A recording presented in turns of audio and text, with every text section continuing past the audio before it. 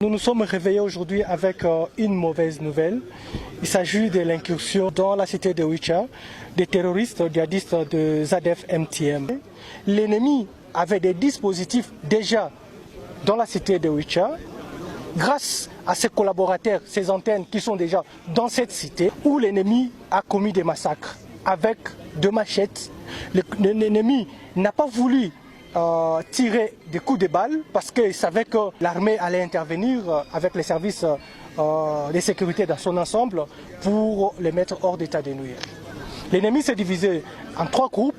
Le premier groupe était là pour empêcher l'intervention des militaires. Le deuxième groupe était là pour piller le magasin, les boutiques de la population civile. Et le troisième groupe était là pour égorger silencieusement, je pèse sur mes mots, silencieusement notre population avec des machettes.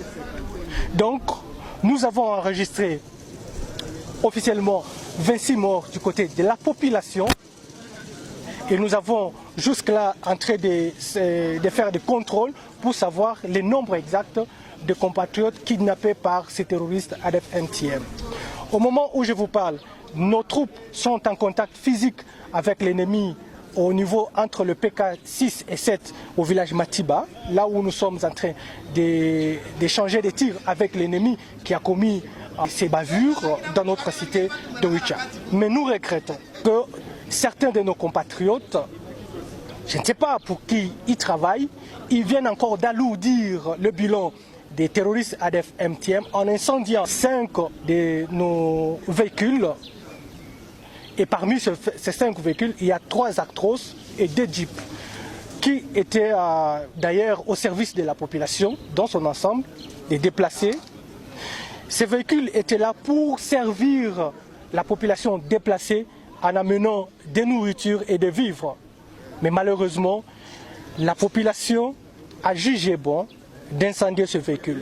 Et ces actes ne resteront pas impunis, que ce soit du côté des collaborateurs qui ont fait entrer l'ennemi dans notre cité de Wicha. Je vous rappelle que c'est la première fois depuis 2014 que Wicha enregistre un si grand nombre de morts dus aux attaques des terroristes ZF-MTM. Et ça, c'est inacceptable. Nous avons déjà détecté certains collaborateurs que nous allons coûte que coûte arrêter parce que c'est eux qui ont donné l'occasion à l'ennemi et l'ennemi a contourné les positions militaires pour faire ces actions. Pour l'instant, les secteurs opérationnels Sokola 1 Grand Nord et la 3e zone de défense présentent ses sincères condoléances à la population et surtout aux familles éprouvées.